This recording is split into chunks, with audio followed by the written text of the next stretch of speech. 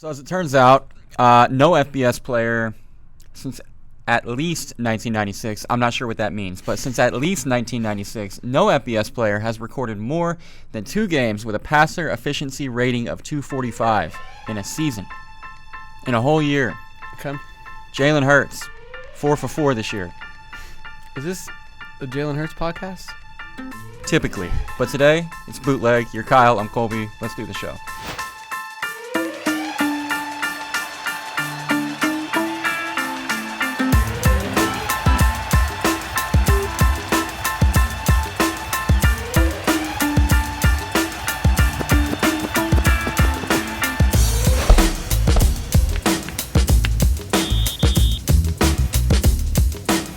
While we're on the subject of OU, of the OU, I just wanted to point out that the defense allowed Texas Tech to convert exactly 1 out of 14 third downs on Saturday. The Red Raiders have not had a day that bad in 14 years, and the OUD had not been that good since, 2009. Ever? Come on. I'm just joking, I know. And they still have not allowed a single point in the first quarter this year. That's impressive. Shout out to Chris Vanini from The Athletic for literally everything I just said. On today's show, we were going to discuss the Fair Pay to Play Act. Said that right. I was worried about that one. Delaware's Nolan Henderson will join us. Awesome. Like him a lot. And Iowa Justin makes his bootleg debut. I can't wait for this. It's going to be great. Before we do all that, though, I would like to kick things off with an overreaction, as we are calling them. The thing I can't say. Don't worry, I got you on that one. Yeah. I want to overreact to the first month of the college football season by telling you right now, on October 3rd, 2019, Oklahoma is going to win its 8th national title this year. Wow. Yep. Explain. The offense is averaging basically 9,000 yards a game. 668.5 if you want to be real particular about it. Yeah, it's really good. They lead the nation by a full 100 yards. That feels really good. That's quite good. Gosh. It's the length of the entire field for those that were unaware. 55.5 points per game, second only to the LSU Saints. Also pretty good. Yeah. The Saints are at like 57.8. I like that. Jalen leads the nation in passer efficiency at 249.9. They're averaging 375 passing yards a game. What do you want me to tell you? 66 for 85, 1,295 yards, 12 touchdowns, 1 pick, 19.62 yards per completion. So if he throws it and a dude catches it, it's a 20-yard gain. Yeah, that's going to make your offense really good. It's going to help you move the ball down the field. He's also averaging 111 rushing yards per game, which, if you do the mathematics, that's 434 yards a game. And he's doing it as efficiently as humanly possible. These numbers. Just unreal. Like, literally unbelievable. It's video game stuff where you would raise the difficulty level if you were playing because you're like, that this isn't even fun. Yeah. It's a little bit ridiculous. Yeah. But none of that is why I'm even telling you that Oklahoma is going to win their 8th national title this year. Is it because the defense? I mean, it's in part because of the things I just said, but yeah. Yeah. That defense.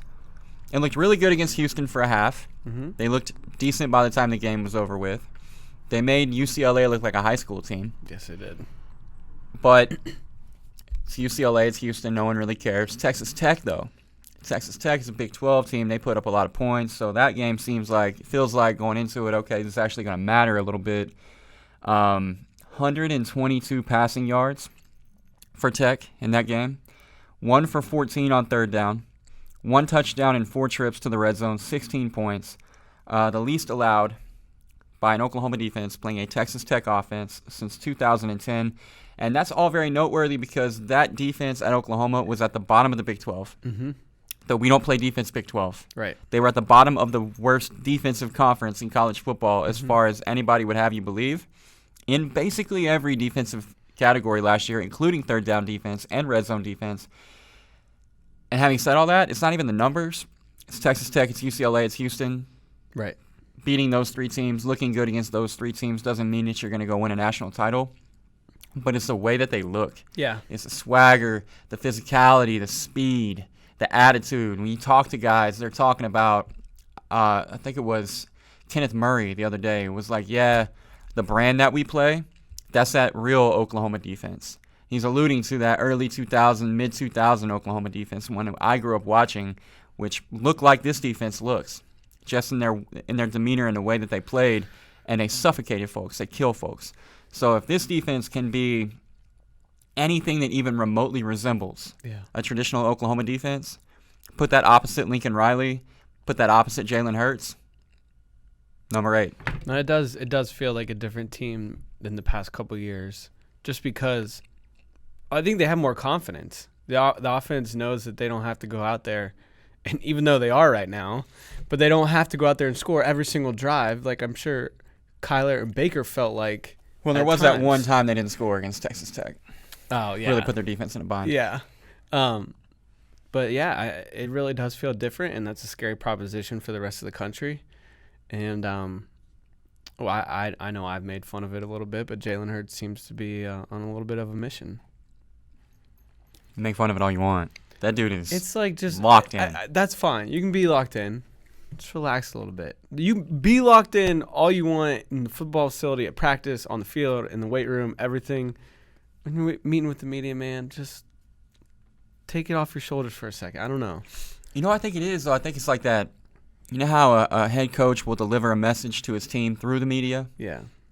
In particular, Nick Saban will deliver a message to his team through the media. That's all that Jalen is doing. It's literally Saban Jr. Yeah, that's all that he's doing. He's delivering a message to the entire team. Yeah. This isn't anything to get excited about. Y'all just needed through the media. Little Bama. We got a little Bama sprinkled into our crimson and cream now. We're good to go. It's a good recipe. It ain't bad. Yeah. It ain't bad. We should check and see how Tua's little brother's doing. Maybe he wants to transfer. Yeah. My overreaction. Great job. Nice. I just need to slow it down. Is Clemson's not going to make the playoff. Whoa. Yeah. Whoa. You heard it here first, folks. Well, do tell. I'm not going to bombard you with a bunch of crazy stats. Like I just did. Right. No, You're not but just going to sit here and read off stats for the first 4 weeks of the year. No, but That's it's good, really. 'cause I was halfway through that and I was like, why did I put all this in my notes? No, it's good. It illustrates your point. So that was perfect. I'm just like, I'm watching Clemson play, and it's not the same team. Obviously, defensively, when you lose that many, you're not going to be the same team. But offense, everybody's back, and the offensive line isn't getting the push it did up front. Travis Etienne's not just running over everybody like he did last year. Trevor Lawrence is getting a lot more pressure. 8 touchdowns to 5 interceptions this year. You know how many interceptions he threw last year? 4. 4 and 30 touchdowns. It just feels like he's pressing more, and I don't know why he feels like he needs to do that. I don't know if it's the pressure on him. I don't know if he's seeing coverages he didn't see last year, or what it is. But he's forcing the ball, and it's not working out as well. We've seen some unreal plays by those Clemson receivers because they are unreal, but it just doesn't feel. And you can argue, well, we've seen Clemson have this kind of misstep early in the season. They almost lost to NC State in an overtime game when they won the national championship with Deshaun Watson. They got pushed by Troy one year. Put Syracuse on the map. Yep, Syracuse was an early season upset. The Pitt game was much later in the year. That was like November. But still, you've seen them kind of have this slip up. And they could just absolutely get it together and go undefeated the rest of the way and make me look really stupid. But this is an overreaction. That's not what this is. Yeah, so you can't make me look stupid, so nice try, everybody listening. I don't know. It just feels, and this is not the year that you want to slip up. With Oklahoma looking the way they do, with Alabama looking the way they do, with Georgia looking the way they do, with Ohio State looking the way they do. Oklahoma's 7. Yeah. In the poll right now. Ohio State jumps to 1 after nobody's talking about them. That's the kind of volatility between 1 and 7. Right. And this is the year you don't want to lose one of those bad ones. Alabama might trip up, but if that loses to Auburn or Georgia in the SEC championship game, they're probably still getting in. Ohio State looks like they're going to run the table. So Clemson can't lose to anybody. They don't have a loss on that schedule that people would be like, oh, no. I mean, they're going to get Virginia in the championship game, but you can't lose your conference championship game from the ACC and make the playoff. And their best game before that might be Wake Forest. It's an absolutely terrible schedule. I know Wake Forest is undefeated right now and made the top 25. I don't want to hear anybody. Nobody tell me. Don't ever tell me about Wake. I'm just telling you that's going to be like their toughest game. I know. What I'm saying is I don't want game day to go to Wake and try to make me believe that's a big game. Right. I don't think they will because it's very late in the season. We'll see a lot of other big matchups unless they try to be cute. But it is at Clemson, so they've been there a lot. Maybe if it was at Wake, it would be a different story. But I don't know. This it doesn't feel like Clemson we're used to. Last year, everybody talked about, Trevor Lawrence, man, he's so cool, calm, and collected. Nothing phases him. You can't get to the guy. This year, when I watch him play, I'm like that meme with the stick figure that has the stick. Do something? Yeah, do something. Like, yeah, yell at somebody. Like, I don't know, man, something. Like, well, it's funny you mentioned that. When I watch him, that's all you heard last year is, wow, what poise by this freshman. He gets a little worked up now. Like, I've seen him when they get, like, penalty calls, like in the Syracuse game. He was, like, kind of looking at the Syracuse bench when they got, like, a pass interference when they thought they had a big third down stop. Like, kind of giving it to him a little bit. Same when they scored a touchdown. You didn't see that last year. Huh. So I haven't seen that this year either. I guess I should watch closer. No, just look for that little stuff. Okay. I think he's maybe a little bit too involved this year. Maybe there's a little, that added pressure is getting to him, and then I don't know. Just look for that little stuff next time you watch him play. Okay. I don't know when the next time is going to be because they don't ever have a game I'm interested in watching. Well, you know what? They have a bye week, so you will not watch them this week. They can't lose this week. At home to Florida State next week. So yeah, like I'm saying. Okay. Fair pay to play act. Yeah. It's 2 in a row I've gotten that one in without mixing up the pays and the plays. And I've gotten overreactions. Don't get greedy. Right, 3 times now. The Fair Pay to Play Act is a bill that was passed in the state of California that would go into effect on January 2023. In January of 2023. It would allow California-aged... Wow, great notes here. It would allow people who play sports in college in the state of California to make money off their likeness. Correct. Do you have a knee-jerk reaction to it in any way? Not a knee-jerk. I'm in favor of it. And I do kind of want to... It's funny. The Pac-12 is literally lying. They put out a statement. I don't know if you saw this. No. They're literally lying. They're trying to paint this in a way that will get Olympic sports and, in particular, female sport advocates fired up and think this is going to somehow take away from their resources. Right. Which I want to read just that sentence in their statement. Please do. It says it'll blur the lines for how California universities recruit student athletes and compete nationally, and will likely reduce resources and opportunities for student athletes in Olympic sports and have a negative, disparate impact on female student athletes.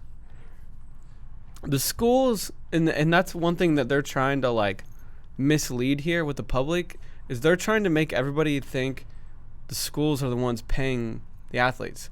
Literally, that statement is the complete opposite of what happened here. Right. It's actually great for Olympic athletes and female athletes. It is the best case scenario for Olympic sports and female athletes. Yes, because now the Flo Wrestlings, the Flo Softballs can pay their stars in their sports who hardly ever get paid in anything else to do technique, to promote their brand, to appear on shows, whatever.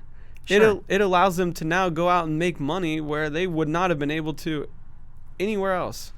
Right, but all they're doing in that statement is they're trying to capitalize on I don't want to insult anyone, but the simple-minded, casual No, observer you're right. who doesn't know the difference between you can collect money for your likeness from third parties or pay for play. Right. Because the bill, being entitled Fair Pay to Play Act, Yeah, that doesn't help. it doesn't help. It makes you think when you look at it that, okay, we're going to pay you to play. We, being the NCAA, being the institutions. But in reality, this is actually the way around Correct. the NCAA impediment, because it takes no money out of the pockets of any of these programs.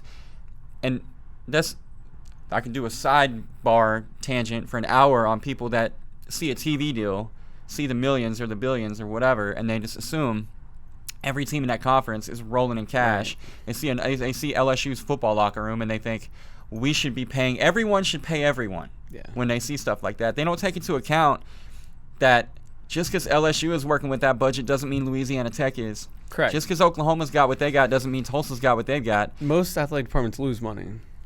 The vast majority lose money. And what do they lose money on? Not necessarily football. No. Ever. Rarely basketball. They lose money on the Olympic sports and the women's sports, which the university then has to subsidize. So if you actually were going to make the schools pay the players out of their own pocket, then the Pac-12 would be dead ass right. Correct. Then you would be threatening the Olympic sports and the female athletes. By doing it this way, you prevent that from happening. You do the literal opposite of that. I don't know how the schools and the conferences aren't behind this, because like you said, it's saving them money. They don't have to pay athletes anymore, which is the biggest debate up until now. This was a gift from the heavens to the NCAA and to member institutions, and that's a whole other point I want to make, is the whole Richard Sherman, I hope the NCAA burns thing. Sorry, dude. This actually just prevented that from happening. Right. No, yeah, it did. I think the popular narrative is the opposite. Yeah. But that's not the case. It's crazy how unprepared the NCAA is for stuff like this. God, I know. Apparently, California's governor, because the NCAA asked them, because NCAA has a committee working on this right now. Once California started to introduce this bill, they formed a committee and were start working on how this can work if this passes.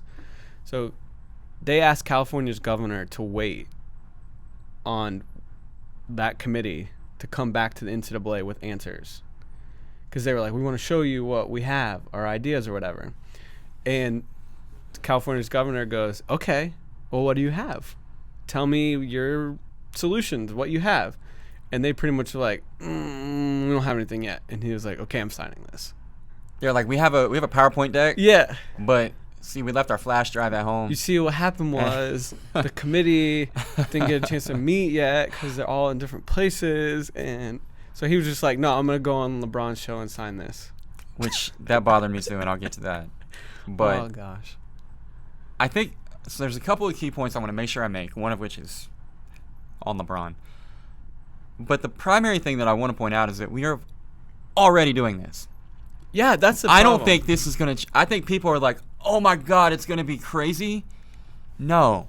It means that Flow Wrestling can put a few $100s in Yanni's pocket. Right. But it doesn't mean that there's going to be rampant hundreds of thousands of dollars worth of spending going on, because we've already been doing this. There's already a bag man. And if you think that there's not... If you are naive enough to think that the top athletes in college football and basketball are not being paid... Yeah. Well, I don't know how you could even argue it at this point. The FBI is literally involved with college basketball right now. They're sending people to jail. I mean, Bill Self is waist deep in it, and he's wearing a giant chain. And he doesn't care. Going through Snoop Dogg albums in a video being posted on Twitter. In a huge Adidas shirt, which is the company in trouble for paying. Nobody cares, dude. Bill Self is a gangster, just like all the rest of them are. Bill Self is literally like, come and get me. Okay, what are you going to do about it? Because if you take down Bill Self, you have to take down every major power in the country. And also, people think that there's just going to be millions flying here or there. That's the thing. You can't, businesses like making money. They're not just going to throw somebody, an 18-year-old kid playing wide receiver at USC, $4 million. Thank you. There's not this stash of wealthy boosters who are not already friends of the program. Right. And so there's not going to be this influx of dudes who are like, hey, we're here to spend our money and help you win games. They're already there. Yeah. They're just in the shadows. Yep. So that's not going to happen. And also, if you're a very wealthy booster, the very wealthy part means that you're pretty good at business. You're pretty good at investing your money. You don't do a lot of stupid things with your money. Do you know what a really stupid thing to invest in is? The 18-year-old. Yeah. The 17-year-old. Yeah. Like, hey, let me go spend $200,000 on a 4-star guard. Maybe not. Right. Maybe don't do that. Or a tackle, for that matter, or a wide receiver. Like, that's not a great... So the ways that they're going about cheating right now, for lack of a better term, I mean it is cheating, is Mandel and Feldman were actually talking about this on their podcast, and it blew my mind, like the ways they were doing it. Apparently, like casino chips, like literally getting casino chips, they're like untraceable. And then another one that Feldman brought up, and he said it was a recruit in the last recruiting class, the top recruit, obviously didn't say who or what school, but Booster was looking at like giving the family money because the family was like trying to start a business and like getting them up off the ground, and then he didn't even go to that school. So the ways they are going about getting around, like just dropping a bag of money off at the house, which are, by the way, still very effective. Yeah, obviously, yeah. But they're just like going around, and a lot of times, like both those scenarios right there that I just gave are for the families. They're not for the kid. No. You know what I mean? It's almost always for the family. Yeah. The kid, at that point, the kid doesn't yet really care. Right. And Majority. he's like, and in his mind, he's like, I'll get mine when I get I'm going to the league. Right. I'm going to the league. I'm not worried about me. I'm going to take care of mom and dad. Yeah. Yes. So, yeah, you're really naive if you do not think this is already happening. Will there probably be some outrageous deals in the first couple years of it? Yeah, sure. Like with anything. Right. Until the people like throwing the money are like, okay, that was really dumb. Like, I just lost a bunch of money. Yeah. To this kid because he can't stay academically eligible, or he's injured, or he gets arrested off the field, or whatever. The million reasons kids don't pan out. I mean, if you're a Clemson booster and you put down $250,000 on Hunter Johnson, you're not feeling really good about your investment right now. Yeah. You know, or Willie Corn before him. I mean, how many 4- and 5-star quarterbacks flame out, and they're going to be the ones with the high price tag. Yep. I think that the investors, so to speak, are going to lose their appetite pretty quickly. I don't think it's going to be that much money or that many players. How is this going to change who wins national titles? It's not, and I'm so glad you asked, Kyle. I'm so glad you asked, because this is very clearly in my notes, and I also want to mention this. Everybody thinks that the rich are going to get richer. That, oh my God, if we start paying athletes at USC and LSU and Texas and Oklahoma, they all think the rich are going to get richer. Why? Right. They're already doing what they're doing. You can't get richer than they are right now. They're already doing what they're doing. You know what can happen now? SMU can come back. I'm really glad you brought that up. It was Andy Staples, right, with Russillo? He mentioned SMU. That's funny. I thought you listened to that. Andy Staples mentioned SMU because they were talking about how this already happens. And then he was mentioning how this could actually help programs like an SMU. Yeah. That has a really wealthy private school, alumni. super wealthy alumni base. Yep. Absolutely. So this could actually help certain schools. Yeah. I mean, SMU literally, you want to talk about schools that can't cheat? SMU cannot cheat. They can't do the poker chips, none of it. None of that right now. It makes it look that makes what they're doing even more impressive right now. Oh yeah, top 25 team, sure. Yeah. I feel like I compliment them every week, but they've been killing it. Sonny Dykes, Shane Buechele. Good for you guys. Yeah, absolutely. But yeah, so yeah, SMU, excellent example of that. It is. But I mean, you can find those all over the place. Vanderbilt, Duke. Mm-hmm. Northwestern. If they really wanted to. Stanford, although I mean they're already pretty good, but look at Rice from the rafters. Yeah. Why does Rice play Texas? Look at these really good schools academically that have wealthy alumni. Yeah. Yep. Last point. Your boy, LeBron. Yeah.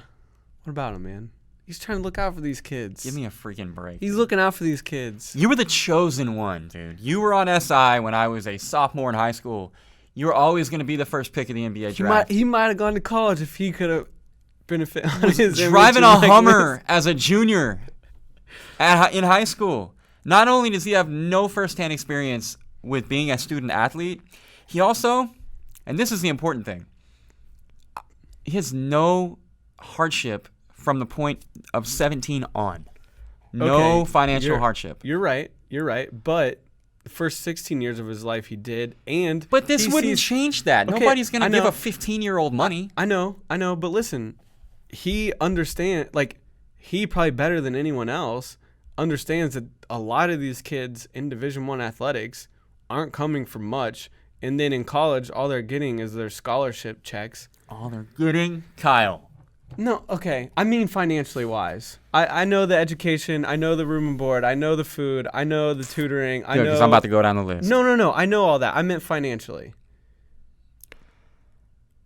I think The players cannot be paid by the university, but players who are in the same type of socioeconomic situation that LeBron found himself in as a 15, 16-year-old kid in high school, just because they're not LeBron freaking James, does not mean that they are not helped by the current system.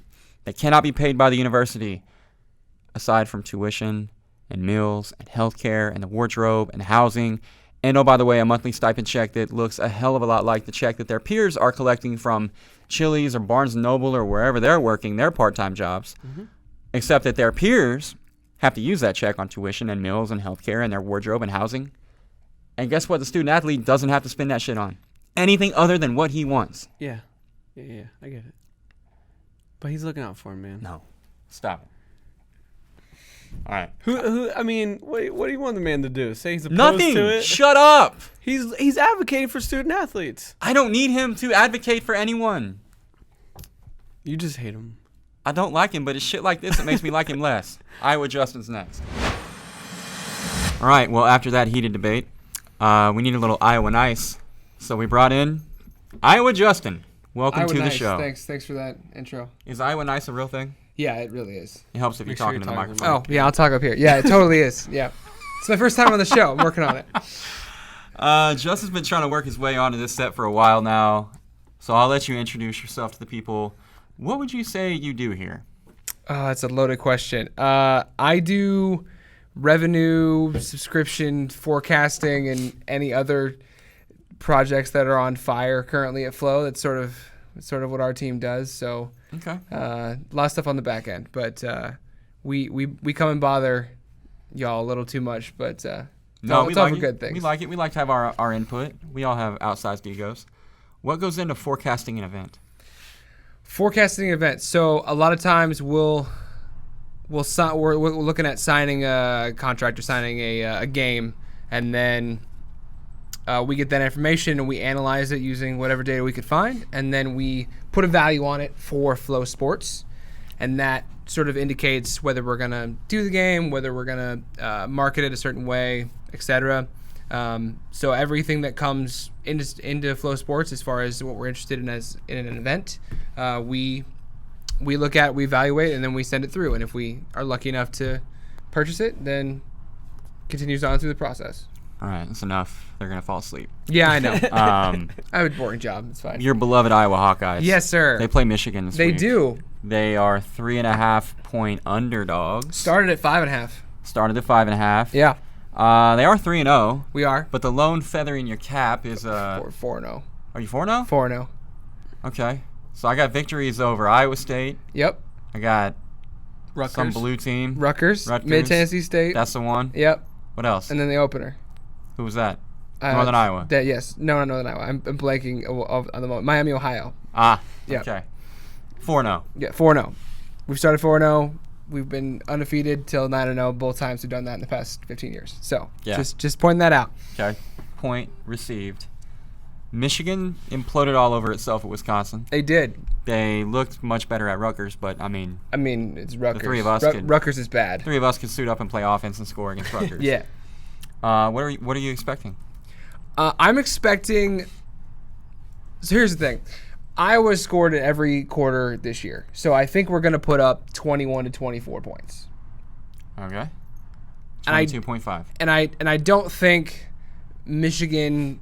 I think it was Rutgers, and I think Wisconsin's defense is very close to Iowa's defense as far as numbers. Like, they're both top 5, and I'm not sure Michigan's not gonna be able to run the ball because they can't run the ball against anybody, and then unless you're at the goal line and Shea can run in, and Shea's had problems finding his best players all year.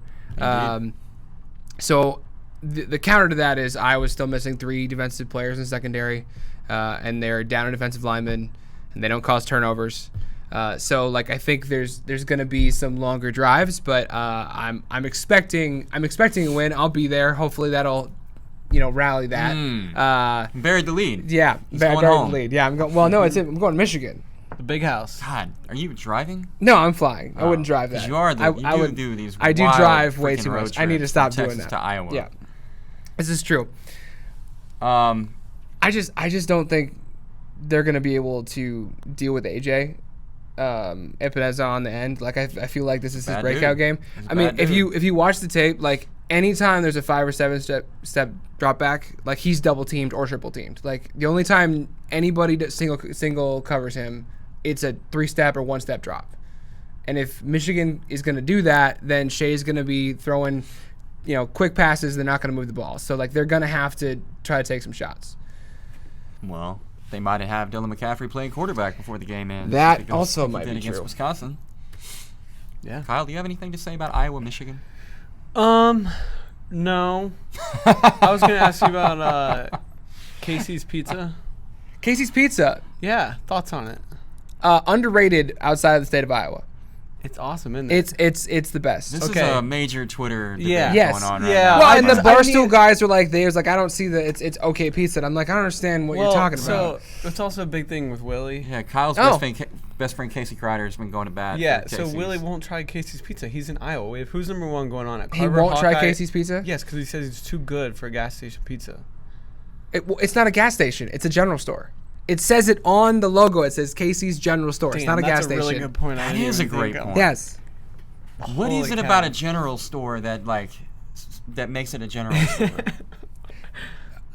I'm gonna say it's the pizza. That's like the only reason to be a general store. Huh. Because Casey's It's in general handmade. looks like Come and Go or any other Iowa-based gas station, it's but not. because it has It's a the general kitchen store. with sub sandwiches that are like that you can make like Subway and handmade pizzas, it's now a general store. Okay. Kyle, you got to text Casey and let him know Yeah. that his pizza place is okay because it's in a general store. Also, just as a general store thing, Casey's is oftentimes the only place you can buy anything in Iowa towns, so that's also why it's a general store. What's your favorite Casey's Pizza? Breakfast. I love breakfast pizza. Hands down. Do you go sausage or bacon? I go bacon. Okay, I go sausage, but I'm not Both gonna follow good. you there. Everyone, I haven't had it. I need to try it. What about the taco pizza? Taco pizza is what they're known for. Yeah. I'm not a huge vegetable person, so I don't really do taco pizza, but every time we go somewhere and they order pizza from Casey's, like taco pizza is always the one recommended. Gotcha. That sounds wonderful. Yeah, it's got sounds Doritos on And it. they're just like, Spade's doing it too now. A bunch of pizza elitists is what we have on the floor. Yes, listening they're to. Northeast pizza elitists. That's ridiculous. Well, that's just silly. It's sickening. you want to do more Iowa questions or you want to do a cover 4? We can do more Iowa questions. Okay. Is corn your favorite food? No, but I do enjoy corn and all the subsidiary things you can make with corn, like cream corn, corn dip. bake, scallop corn, things of that nature. Why did College Game Day have Eric Church as a guest picker for Iowa Gosh, State? That was trash. because Iowa State doesn't have anybody they can get. 1 and 2, Shots fired. they didn't actually want to go to Ames for that game day. They wanted to go to Clemson, Syracuse, and then think you're Syracuse actually got right about blown out, so they had to do. There was this big social thing to have. What was it? Game Day Ames or Game Aim Days or whatever they Ames came up Day. with. Thank you. College Day. Ames Day. College Ames Day. And they're like, okay, I guess we're going here. Who can we get that's got a rep in 6 days? And it was Country Eric, and music, it was you know? like Eric Church. You know who they should have got? Dan Gable. That would have been. He was an NCAA champion at Iowa State, and then led the Hawkeyes Yeah. to like 21 national Listen, titles. they He needed won to an have Olympic gold medal. He has a freaking statue Yep, they do. outside You're Carver right. Hawkeye Arena. They needed to have Preach. someone who wouldn't get injured. I'm going to use that word to be politically correct. Injured by the Iowa State crowd. I think that was the thing. Gable would have killed everybody. It's a mass of people that started drinking at 4 a.m. Like it's just, I was a little All right. concerned for Corso when he put on the the Iowa helmet, if he put that on. I was like, the only reason why he didn't do that is because they would have rushed the stage. Last Iowa State question. Mhm. The game's in jeopardy, huh? Yeah, it's a big deal. Can you walk us through how you feel about it? Yeah, so I, as someone who, as I'm admitting on this podcast, was part of the marching band at the University of Iowa and taught there for a year. I didn't know that. Yeah, more information. What instrument? I should I have played introduced drums. him that way. And then Okay, I taught sweet. drums for a year. Yep. Sweet. Or drumline or percussion or what do you want to call it. The thing about it is Nick Cannon. Nick Cannon, Shout except out. Nick Cannon did not play drums. He just sort of moved his hands, and it's one of the worst movies ever made. Wow. It's terrible. maybe I'm Damn, biased. I thought it was awesome. No, maybe I'm biased. Just Nick Cannon moving his hands. It's like, yeah, make that face. Anyway, I'm gonna try to hold my words carefully here, but there have been situations where like there's verbal things yelled at both bands and etc. That are not great, and the safety of the students is the most important thing, and the athletes and the marching band are both students. So regardless of what happened in Ames or what happens in Iowa City, like that's the most important thing, and I'm gonna sort of bury that as far as like as much as I'm gonna comment on it, because I don't want to get people You just coming got at me. You just got a no further comment. Yeah, but it's important, and I don't. The game is really important, but the game has also been canceled before, and we all lived. They got canceled in the 1910s, 1920s, and it came back 40 years later. I mean, whatever is the best for both universities as far as their student bases, like that's what they should do, and whatever they decide on that, I'm going to support it. That's very noble of you. That is. What do you prefer? Opening gifts on Christmas morning or winning the Cy-Hawk trophy?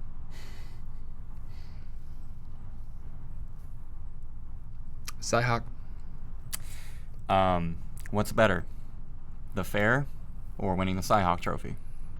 I mean, I'm not a fair guy, if you couldn't tell that already. So it's Cy-Hawk, but it is. You're from Iowa. But in Iowa, it is really close. It is. If you don't win the Cy-Hawk, the fair is like your pinnacle of your year. Nice. You got anything else? No. We talked Cy-Hawk, we talked fair, we covered the band. Yeah. Covered the band. How'd you not like wrestle in Iowa? That's a great question. So I played basketball, Okay. and you can't do both. Right. And then at the same I time. tore up both knees playing basketball my sophomore year. So then it's like, well, then you're just in the band. Okay. And then he didn't end up being 6'5". No, I got size 13 shoe, but I ain't But 6'5". I like it because he'll talk to us about wrestling all the time in the office. Yeah. Yeah. He knows. Yeah. He's from Iowa. You, and he's you, Iowa nice. you have to know. I'll tell this quick story. So there's in 2009, Okie State went to Carver, and Flow Sports covered it. I did not know about Flow Sports at the time. And there's a video that we show when Ramos pinned, I can't remember who it was. Oh, when he takes down Jordan Oliver? Yes, yeah. And there's a video that we've used internally, and I can see myself in the background going nuts over that part with just it's crazy. So it's awesome how that all that came back when I saw that video my first week here, and I was like, oh, I'm right there. That's awesome. Oh, okay, well, great. All right, well, let's Picks. make some picks. All yeah. right. Let's do them relatively quick. Okay. We do still have to get to Colonial time. It's an important time. It is the most important time. You're the guest. You start. Okay, so there's a lot of road favorites this week. Mm-hmm.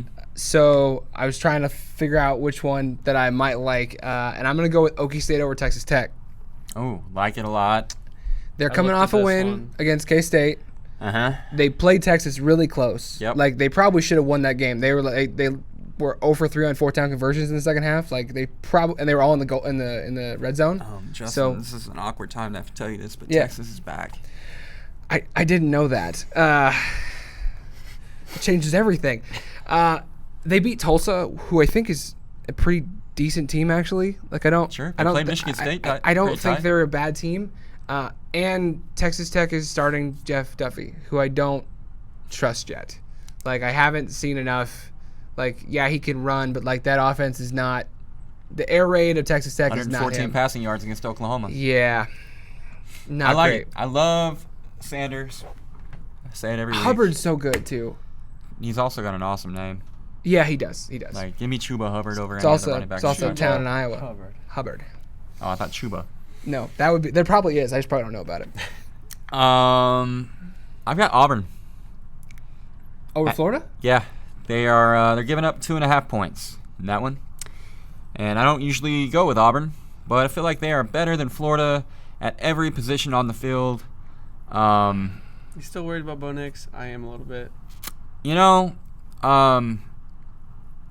he's not the player that people would love to say that he is, obviously. And I feel like I turned the show into the I Hate Bo Nix show. It's not true. I think he'll pan out. I think he's got a lot of potential, but he's a freshman that plays like a freshman. Yeah. He's not a freshman that plays like Trevor Lawrence or Tua. Like, he's a freshman that plays like a freshman. And that hasn't been a problem because Gus is doing a really good job of calling an offense in a way that protects him and puts an emphasis on what they're good at Auburn, which is running the hell out of the football. It's very 2003 of him. Yeah, and again, I just think Florida's overrated to begin with. They're worse now that they don't have their starting quarterback. Auburn is better than them on both lines. They're better than them in both backfields. They have more talent on the perimeter. They're better in the back end of the defense. I don't know a place on the field that Florida is better than Auburn. I agree with you that they're better pretty much all over the field. They might be better at quarterback without Felipe Franks. It's close. It is close. Trask just does. If anything, he doesn't turn the ball over, like Franks did. Yeah, Franks is a loose cannon. Love the shots of Trask's mom in the stands too, man. She is fired up. Fired up. All right, well, whatever. Well, I'm no, still going. I know. No. I'm not trying to argue against your pick. I just think Trask might be better. Also, bonus, because let's cover however many today, but give me Oklahoma 35.5. I don't care. Yellow. Yeah. I bet Les Miles thinks Be they're pretty 1,000. good. I don't care. Give me Oklahoma. Worked out last week against Tech. It's going to work out again. It did. I'm looking at a big spread right now, too, and it is Kent State and Wisconsin. Wisconsin minus 36. Ooh. I think they're going to go back to that thing when they didn't allow any touchdowns for, 9 straight quarters. Yeah? Yeah. That defense is good. It's legit. And that offense is really bad of Kent State. And, Facts. when you come off, Wisconsin kind of laid an egg last week. They didn't play great, but you were coming off a big win over Michigan. You had Northwestern coming to town. It was like one of those sleepy 11 a.m. kicks. I think just their sheer physicalness at the line of scrimmage. I think Jonathan Taylor has a big day. Badgers with a shutout. Score like 40 points. Yeah. Love it. Anybody have anything else? Justin? Georgia would also be a cover for me over Tennessee. Okay. What's You the got to line give there? up the 25 there. 25, yeah. Wow. And Fromm's just good. Fromm's all right. I mean, he's That backfield is really good. yeah. too. I mean, they got five. The defense is really good, They too. got 6 guys over 100 yards rushing this year, and Tennessee's got no defensive linemen left. I Yep. mean, they're just gonna run all over them. Agreed. I want to go complete homer status this week. West Virginia's getting 11 points at home, and Tom Herman's really bad as a favorite, especially a double-digit favorite. He lost to Maryland and Oklahoma State last year outright as double-digit favorite. Maryland the year before as a favorite. I don't think West Virginia wins, but I think they cover 11 points at home. All right. Love it. Go Mountaineers. I thought Texas was back. They're back. Okay. They're just not back this week. Oh, okay. Not this week. Okay. Good teams win. You don't just go into Great Morgantown teams cover. the spread. They're not a great team. They're a good team. All right. That was the cover 4. That's Justin. Iowa Justin. Iowa Iowa Justin. Justin. Iowa Thanks for being nice on the Justin. show. Thank you. I should have worn an Iowa nice shirt. I didn't get the memo. Next Let's time. try to support the brand. Next time. Colonial Times next.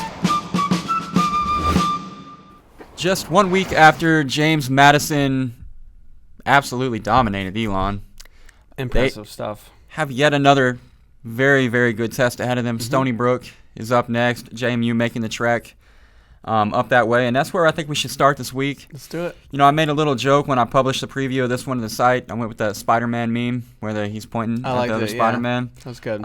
But for real, Stony Brook through 5 games, 245 run plays. JMU 247. Okay. 264.6 rushing yards per game for Stony Brook. That's number 8 in the FCS. 256 for JMU, number 12. 5.4 yards per carry to 5.2, respectively. And 4 different guys for Stony Brook have carried it at least 28 times. All of them have scored. On the JMU side, you're looking at 5 different guys with at least 18 carries, all of them over a $145. All of them have scored. Dang. Which is to say, both teams are running the ball at will, and both teams are doing it with a stable in the backfield. And I get that JMU is JMU, but Stony Brook is pretty serious. No, absolutely. And, they had the Rhode Island game in control last week. And then you give up a kickoff return for a touchdown. You give up an onside kick in a late score, and things kind of start to snowball. And Tyquell Fields with one of the best plays you're going to see this year. 4th and 6, 20 seconds to go. Just takes it 50 yards to the house. He broke it down in the feature that we have on FloFootball right now, and I love the way he explained it because the way he explains it, you're like, oh, that makes sense. Man coverage, crossing routes, cleared up the middle. I knew I had the first down, and then I was like, oh, shoot, I might have more. So I'm watching, and I'm like, okay, he's got the first down. All right, now they're in field goal range. Oh, my God, he's going to score. And it was like, holy cow. It was just this slow progression. After everything you just read, it's pretty obvious it's going to come down to rush defense. Oh, for sure. And I just trust that JMU front 7 more than Stony Brook at this point. And that's not a slight at Stony Brook because JMU is just maybe the best team in the country. Up front, I don't think they have a rival Right. at the FCS level up front. They have multiple guys that you're going to be seeing at the NFL level, from Daka to Rondell to, you could keep going. Yeah. And then they're also pretty good in that back end too. But, yeah, I'm with you on that. And, again, no disrespect to Stony Brook, because those dudes bring it defensively too, man. That's part of the other piece of this is like they mirror each other offensively in the run game. They also mirror each other defensively with just the overwhelming, powerful defensive attack that smothers the opponent.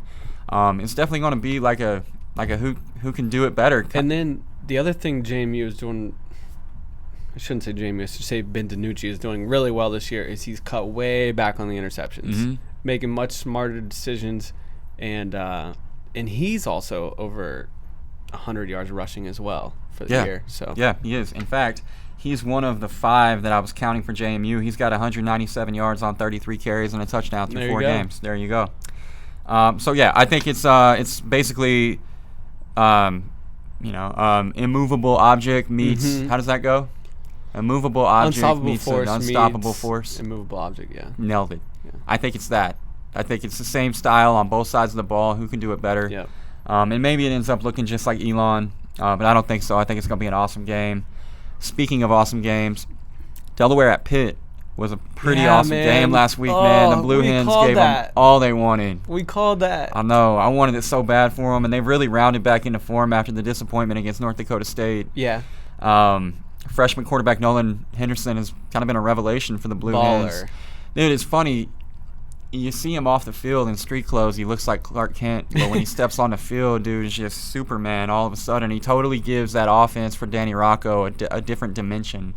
Pat Keogh's my guy. I love him, and he's a great quarterback. But what Henderson is able to do for them offensively and opening up the offense with his ability to move around in the pocket and run, man, he's been fun to watch. He's such a threat and is going to be serious problems for the CAA over the next few years. years. Yeah, absolutely. Not only what I like about him so much is obviously he can just take off and run with it, but he throws so well on the run. That one throw against North Dakota State, dime. Oh my gosh! You know what was funny is after the game, in front of you too. You could see. Yeah, I mean, you could see on the stream. Credit to me for being the first one to signal touchdown. I saw it first. Yeah. Definitely had his feet in. It was funny after the game in the press conference. He was like, "I made that more difficult on him than I had to," and I'm like, "Man, there aren't 10 quarterbacks in the country that make that throw." Yeah, seriously. So. Time. Anyway, speaking of Nolan, lucky enough to catch up with him today. So here is that interview. Hey Nolan, let's start out with the thing that I feel like Coach Rocco goes to the most when he's talking about whether it be you or Will Knight. You're a local product, nearby Smyrna, Delaware. Am I saying the name of that town right? Let's start there. Okay, got it. Awesome. Good job by me. And you stay home, you play for the Blue Hens. What's the relationship like with the state of Delaware and UD? Was it something where you grew up wanting to be a Blue Hen, knowing that you wanted to be a Blue Hen? Yeah, I mean, I grew up, I had season tickets to UD games back in the Flacco days. So I've always had a connection with UD. And, this is our state's professional team. Everybody takes their football serious here. So I was actually, during the recruiting process, I wanted to actually go away. I didn't really want to stay home. But then I visited all the schools, and I really realized how nice of a school and how great the resources were here. Yeah, well, it's safe to say that I think that the Delaware fans are glad that you made the choice that you made. And I just think it's really cool. You grow up going to games at a program. You have the opportunity to step in for that program, and the fact that you're the caliber player that you are doesn't hurt anything. I think I may have called you a redshirt freshman at one point or another. I can't remember where. I was just thinking about it today. So if and when you read or see me call you a freshman, apologies. You're a sophomore. Played a little bit last year. But you really kind of announced that you were for real against arguably the best team in the country in North Dakota State when they came to town a few weeks ago. Obviously, you hate to lose, but what was that moment like for you, stepping in and having success against a program like that? Yeah, I mean, anytime you come in when you're down, it's not what you're looking for. But I just wanted to make the most of it, and I was trying to preach to everybody to finish. We were down, but I wanted everybody to finish the game, and our whole team has that mindset of no matter what, we're going to finish. So I just wanted to go in there and play, play some football, have some fun. And, I ended up playing well. We ended up scoring some points and bringing some positive things into the next week. No doubt. It really didn't get any easier for you either. I mean, obviously, Penn comes to town. You guys handle your business against Penn. But then you're on the road against Pitt. And you go for 124, 2 touchdowns, completing 62% of your throws. Since you took over the job, and 7 touchdowns against no picks. First of all, what was the challenge of playing a team like Pitt, an FBS team with the 85 scholarships on the road in that type of environment? What was that like? And what has enabled you to have the type of success that you've had early on against some really good opponents? Yeah, I mean, they were definitely a great defense, a great team overall, fast, big. We knew that coming in, but I felt like we believed in ourselves and knew we had a chance. And it came down to the wire. We didn't get it done, but I feel like we did a lot of things well, a lot of things we need to work on. But ultimately, I just think I have a lot of help around me, some great receivers, great blockers, and a great coordinator to put me in good situations. So I'm just making the right throws, trying to make the right decisions, and the rest will take care of itself. Yeah, more often than not, it has. I think, and I said as much. I think that you bring an element to the offense that really makes you guys dynamic in that you're able to, run or throw.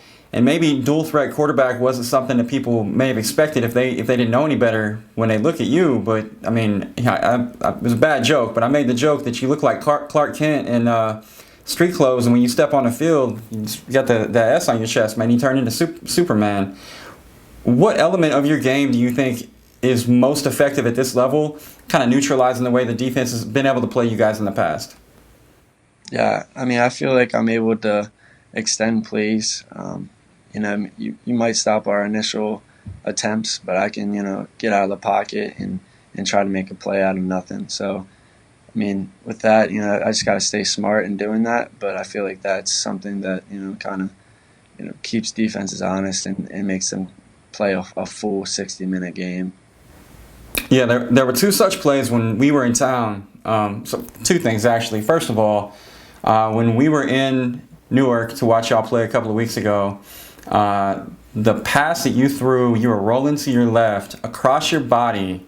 I don't know what it was, 50, 60 yards in the air. And your man makes an incredible diving catch right at the pylon right there. I want you to know that I called that a touchdown way before the referee. So you're welcome, because I put 6 on the board for you guys. It's the least I could do. But that was a hell of a throw, man. That was the moment where I realized, okay, this kid is not a joke. Like, he's for real. But I heard you say after the game, of all the things that you could have said, you said I made it a little too difficult on him. Explain to me the bar with which you hold yourself to, the excellence that you expect out of yourself, because I think that you've impressed so many people so far, but when I watch your demeanor on the field, it doesn't feel like you're satisfied at all. No, I'm never feeling satisfied. I mean, that came just from my younger days of always trying to chase perfection, and even in wins, I feel like you can find things that you could do better. Like that particular play, I could have made that a lot easier on Chi. He made a great catch in the corner of the end zone. So, Most quarterbacks would have just thrown it out of bounds, man. yeah, not me. No, not you. That was one of my favorite plays of the year, and I think it will probably be one of my favorite plays of the year all the way to the end. Second thing, little bone to pick with you because, again, we're in Delaware. We're there to shoot the all-access. We're going to practice. We're doing all the things. And you didn't let me know that you were about to put fear into the hearts of every CAA defensive coordinator while we were there. So we weren't really prepared for it. And we had to just inject some shots of you doing your thing into the all-access piece. Next time I come to Delaware, will you please just let me know before you go off so that we can, prepare accordingly? Yeah, I'll try to next time. Okay, I appreciate that. Hey, man, I know you got some meetings to get to, so I'll let you get out of here. Best of luck to you and the Hens the rest of the way, and I'm looking forward to watching you not just this year, but the next couple of years. Thank you to Nolan for taking the time to hang out with us a little bit today. And, of course, thanks to my guy Scott Day at Delaware for setting that thing up. Kyle, the last thing I want to touch on today is just the remarkable run that Villanova is on right now. It's incredible. I feel like every week we're talking about him again. Here comes Nova. Here comes Nova. Last week we get Justin Covington on the show, which was awesome. I love that guy. And then we have a feature on Daniel Smith on FloFootball.com. Really well-written article by Kyle Kinsing. If you missed it, check it out. And then all they do is Smith goes out, throws for 213 and a touchdown, runs for 34 and 2 more. Covington goes for $118. Just another day at the office for that guy. And he's leading the FCS with 674 yards at 8.4 yards a carry. Offensively, they are one of the most, if not the most explosive teams in the CAA and in the country. And I just can't say enough good things about them. I know. Me either. And they kind of been tested. They had obviously the overtime game with Towson, and you expected that main game to be much more difficult. And then all of a sudden, after the first quarter, it's like 21-0. You blink, it's 30-3. Yeah, I mean, and that is a good main team. That's a playoff main team. Yeah, that's a CAA championship main team from last year, a team that almost beat FBS Georgia Southern earlier this year. That's a really good team, and they just made quick work of them. Now this week, kind of a tricky little spot. Go down to William and Mary, a team that is much improved. It is incredible to see what Mike London's been able to do in year one. Yep. Almost go on the road and beat Albany 2-3. Both 2 losses to FBS teams. Yeah, that's the thing. You look at the record and you're like, oh, it's whatever. Right. Yeah, you lost to Virginia and East Carolina. If you've been paying attention, William & Mary looks great this year. Yep, and so you go there a week before hosting JMU. It's like the ultimate trap look-ahead game. Yep, it is absolutely that. Because William & Mary is going to be up and ready to go for this. You got a top 5 team coming into your stadium. Yeah, and it's also a team that they lost to a year ago. So something of a grudge match for Nova as well. That you hope they can channel that maybe to avoid the trap. But man, I think it's going to be a way better game than people realize, and that's no knock to Nova. I wouldn't dare at this point.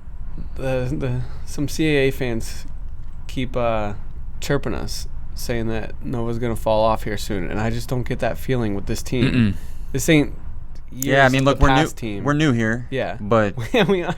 But I know what good football looks like, and as long as you got 3 in the backfield, I'm feeling pretty good about your chances. The way Daniel Smith runs that offense, it's just he's a leader. That's the thing, is he's such a difference maker that no one saw coming. Because we were joking about before the season, Villanova's got 35 quarterbacks trying to win the spot. 7 quarterbacks legit competing for the spot. And I'm like, that's not a good sign. But turns out it's the transfer that ends up taking the job, and man, he's done a great job with it. What do we have this week in CAA football? So the James Madison, Stony Brook, Villanova, William & Mary games that we mentioned. U Albany, Richmond trying to get back on track. U Albany going for their 3rd straight win. Elon, New Hampshire is a really interesting one. New Hampshire started off a little slow. Now have won 2 in a row, kind of found their groove. Elon looking to bounce back. Nice. All that live on FloFootball.com and the Flow Sports app this week. It's got a new look, new logo. We did put some fresh paint on it. Yeah, and we're announcing, I'm supposed to be doing it right now, but I'm on this podcast. Android app. Oh, wow. Yeah, Boom. Flow Sports. There it was, breaking Android news. App. So check it out. Watch your favorite team. Watch your favorite team's rival. Watch your favorite team's rival's rival. Keep up with all of it every week, live on Flow. And that was Colonial Time. Loved it. All right, Kyle, we should definitely wrap things up before we get kicked out of here physically kicked out of here by the grappling guys who are coming off a monster week of ADCC. You know they're going to be running hot. Oh, yeah. I'm late for a meeting as well. Me too. I got all kinds of things Yeah. that I got to do today. All right. Well, the Cowboys play the Packers this week. Yeah. Are we going to be friends on Monday? We'll be friends. Okay. I promise. Yeah. It's not your fault if we lose. I will not hold it against you. I don't feel good about it. Well, neither do I now. It's great. We both feel bad about it. Devontae Adams ain't going to play. Our wide receiver core is really thin past him. Okay. Tyron Smith's not going to play. Michael Gallup's still banged up. All right. So we're even. Okay. There you go. All right, man. For real, we got to get out of here. Why is that game always in Dallas? I don't know, because it's a nice stadium. It is a nice stadium. Lambeau Field's a very nice stadium. Yeah, but it just seems like every time we play, it's in Dallas. Minus the Des game. It's an unfair advantage. You know what? The Des game is why. We can't trust you guys to have a game in Lambeau anymore. That's totally our fault. The referees are fair when we play in Texas. Okay, that's it. That's the end. Let's get out of Show's here. over with. Tell the people what the key to running the bootleg is. It's doing it naked.